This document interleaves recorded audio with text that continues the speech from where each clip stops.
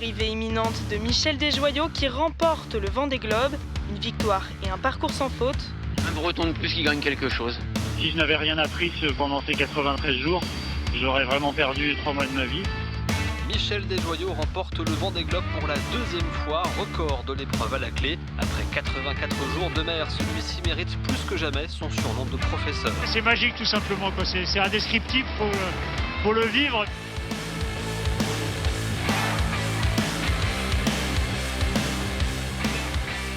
Bonjour Michel Desjoyaux. Bonjour. Alors Michel, vous êtes le seul skipper double vainqueur du Vendée Globe, sur la première en 2000-2001 et sur votre seconde en 2008-2009. Tout d'abord, Michel, peut-être, si l'on parle d'une des images marquantes de vos deux Vendée Globe, laquelle retenez-vous ? Je vais jouer dans la facilité, mais bien évidemment l'arrivée. Surtout quand c'est la victoire. Laquelle alors ? Les deux, je prends les deux.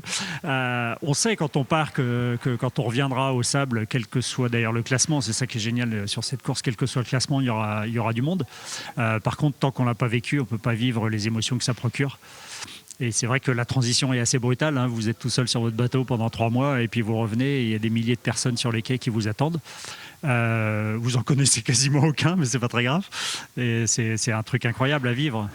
Et c'est ça qui est génial sur le Vendée, pas seulement pour les premiers. J'ai eu la chance d'avoir 2 fois cette chance-là, mais tout le monde est récompensé par cet accueil incroyable. Donc c'est plutôt ça que je vais garder. Justement, alors avant l'accueil, il y a aussi évidemment 2 départs. Je propose justement, Michel, de revenir brièvement sur vos 2 éditions et le résumé de vos 2 Vendée Globe. Ça marche. En 2000, c'est avec 4 jours de retard que s'élance le 4e Vendée Globe de l'histoire. Le gros de la dépression dans le golfe de Gascogne passé, les 24 skippers prennent finalement le départ le 9 novembre 2000. Parmi eux, 2 se détachent, Roland Jourdain et Michel Desjoyaux. Après un problème moteur résolu, le skipper de PRB passe le Cap Horn en tête le 10 janvier 2001. Desjoyaux compte 600 000 d'avance sur Hélène MacArthur, qui devance désormais Roland Jourdain. Le Breton et la Britannique sont au coude à coude au passage de l'équateur, mais le professeur prend le meilleur sur la Benjamine de la course. Le 10 février 2001, après 93 jours, 3 heures et 57 minutes, et pour sa première participation, Michel Desjoyaux remporte la 4e édition du Vendée Globe. 8 ans plus tard, c'est à bord de Foncia que Michel Desjoyaux prend le départ de la 6e édition du Vendée Globe, le 9 novembre 2008. Le golfe de Gascogne est une nouvelle fois impitoyable et plusieurs skippers doivent faire demi-tour pour réparer. C'est le cas de Michel Desjoyaux qui repartira en course avec 41 heures de retard. Pendant que le Grand Sud n'épargne pas la tête de la flotte, le Finistérien en profite pour revenir dans le match. Desjoyaux prend les commandes et franchit le Cap Horn dans la nuit du 4 au 5 janvier, avec quelques heures d'avance sur Roland Jourdain. Dans une course restée dans les mémoires et marquée par les sauvetages de Yann Eliès et de Jean Le Cam, le scénario sportif sourit à Mich-Dej. Le 1er février 2009 et à l'issue d'une remontée fantastique, Michel Desjoyaux signe un nouveau record de l'épreuve après 84 jours, 3 heures et 9 minutes. L'une des images marquantes de votre premier Vendée Globe, Michel, c'est le 1er janvier 2001. On est au milieu du Pacifique. Vous êtes en larmes et vous expliquez que vous n'arrivez plus à démarrer votre moteur. C'est de là que naît le fameux système D, Desjoyaux, démerde-toi pour démarrer ton diesel. On vous en parle encore aujourd'hui, cette expression ? Alors pas l'expression parce que souvent les gens l'ont oublié, mais le principe d'avoir utilisé l'énergie accessible à bord, puisque dans les voiles on a des efforts assez importants et justement quand il m'est arrivé ce problème de démarreur qui était parti en vrille complet, je me suis vite rendu compte qu'à bord j'avais l'énergie qu'il fallait. Les voiles avaient l'énergie, après il fallait le mettre en œuvre de façon efficace. Il y a plein de gens d'ailleurs qui croient que j'empannais alors que ça allait juste tout droit et je l'ouvrais l'écoute de grand voile sous charge.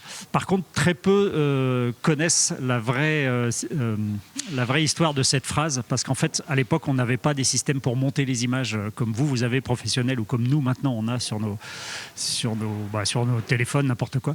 Et en fait, quand on mettait tous les petits fichiers d'images les uns après les autres pour faire le petit film qui expliquait le pourquoi du comment et comment je faisais à bord, ça racontait cette phrase-là. Ça montre aussi dans quel délire on est capable d'être, parce qu'on passe des larmes effectivement, parce que sans énergie à bord sur ces bateaux en course en solitaire, la course s'arrête.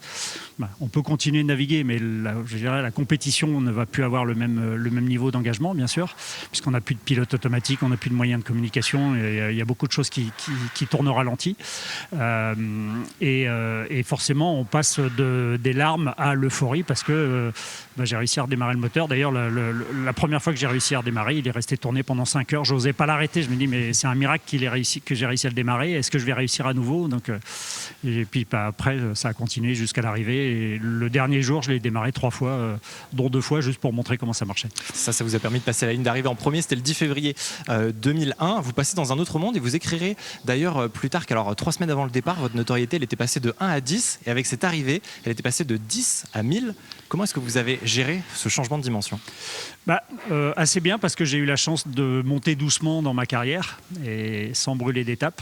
Ça m'est arrivé de gagner d'autres courses avant celle-là, certes un peu moins prestigieuses, mais qui sont quand même de très haut niveau.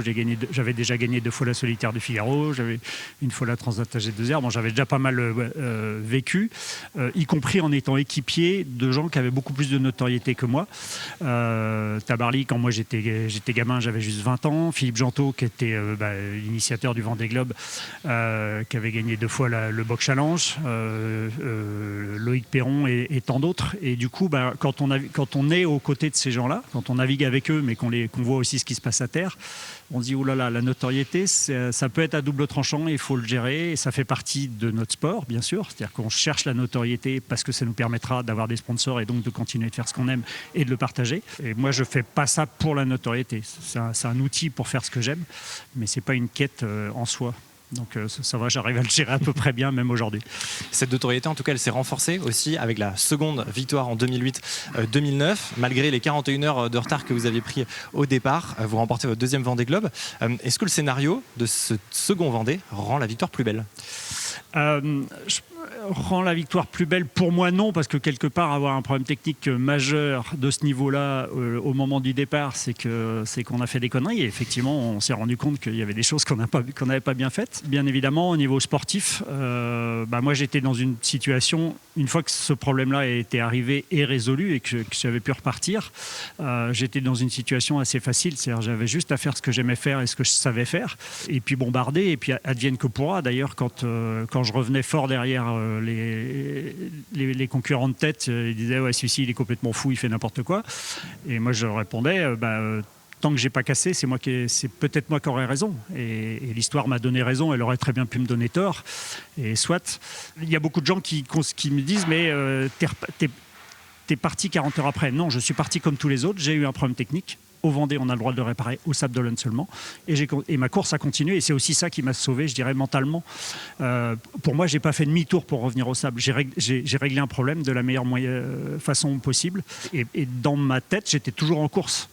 Même pendant que j'étais en train de dormir, pendant que l'équipe réparait le bateau, la course continuait, et c'est aussi ça qui m'a sauvé, qui m'a permis de bombarder derrière et de revenir, ce que j'avais l'intention de faire, mais pas aussi bien, mais bon, tant mieux, j'ai pris. Je reviens aussi sur votre première édition. Si je vous le dis, le nom d'Hélène, ça doit forcément vous rappeler peut-être 2 souvenirs. Il y a eu l'anticyclone, évidemment, de Sainte-Hélène, pas facile, et puis une autre Hélène MacArthur, c'est pas facile non plus. Aussi une autre légende du Vendée Globe. Quel souvenir vous gardez de ce moment-là avec Hélène MacArthur?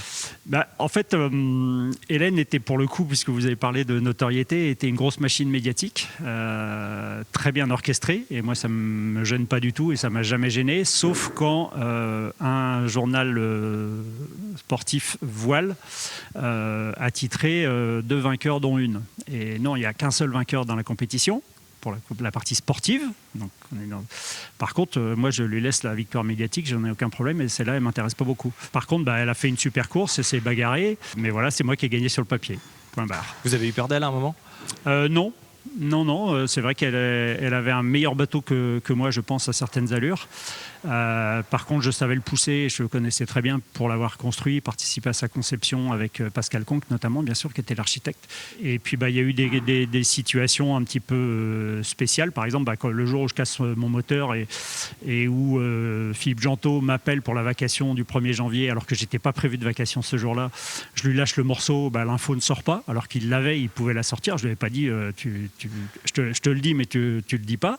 Un autre moment clé aussi, c'est quand en distance au but, effectivement, à la sortie du poteau noir, peut-être qu'elle est devant moi, mais moi je savais que je sortirais en premier et que je recréerais l'accordéon et que ça allait se reprendre un petit peu de chant.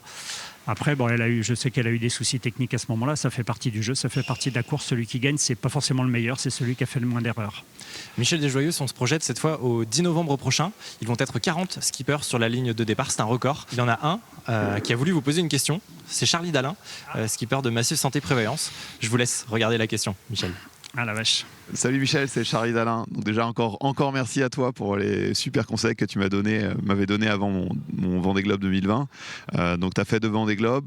Moi je m'apprête à prendre mon 2e départ et du coup j'avais une question pour toi. Est-ce que de savoir un peu à quelle sauce tu allais être mangé suite à ton premier Vendée Globe, est-ce que dans la façon dont tu as géré ton sommeil et ton rythme sur le 2e, est-ce que du coup en connaissance de cause t'es arrivé plus reposé ou plus fatigué que le premier? Voilà. Je ne sais pas si tu as tout compris ma question, mais en tout cas, j'ai hâte de voir ta réponse.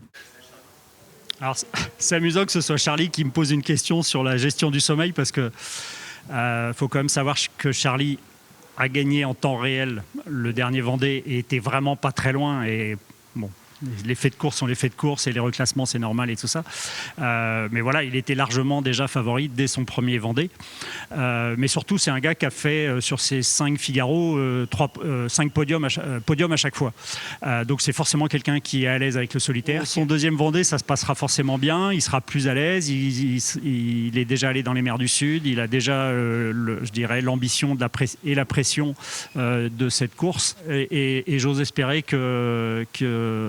qui couchera tout le monde la nuit de son arrivée victorieuse. Hop, j'ai rien dit. Et vous, alors comment vous l'avez géré? Puisque c'était ça sa question aussi. Un petit mot quand même sur. C'est sûr que la deuxième. Moi, j'étais déjà allé dans les mers du Sud. C'est quand même quelque chose qui change un petit peu la donne. Forcément, on est plus à l'aise. Moi, il y avait aussi ma première édition. Je me suis marré, mais j'en ai quand même bien chié à pas mal d'occasions. Et il me manquait un petit peu la compétition, même s'il y a eu une bagarre avec Hélène MacArthur, avec Roland Jourdain et avec Yves Parlier au début. Il me manquait du volume. Et c'est sûr que quand on voit le plateau de 2008 avec 18 bateaux qui avaient été construits pour cette édition-là et quasiment les meilleurs marins du moment qui étaient là, ça me piquait bien, quoi. C'est quelque chose que j'aime bien, la bagarre, je dirais organisée, fraternelle, mais ouais, bagarre organisée. Et c'est sûr qu'on est plus mature, bien évidemment. C'est souvent ce que je donne comme conseil aux jeunes. N'y allez pas trop tôt faire le Vendée. Il faut que vous ayez le cuir assez épais avant de vous lancer dans un truc comme ça. Avant de se quitter, Michel, une dernière question. On le sait, la musique, elle est attachée aussi aux émotions, à l'histoire. Pour vous, est-ce qu'il y a un morceau qui symbolise tout particulièrement votre histoire sur le Vendée Globe? Forcément, moi j'écoute beaucoup de musique en mer et de façon très éclectique. Je peux aussi écouter de la musique classique et à peu près toute la pop française et pas française. J'écoutais beaucoup Manu Chao à ce moment-là. Un morceau peut-être de Manu Chao? Ouais, pas particulièrement, mais un peu tout. Bon, très bien. On va se quitter avec du Manu Chao. Allez. Merci beaucoup Michel Desjoyeux. Merci. Je ne sais plus.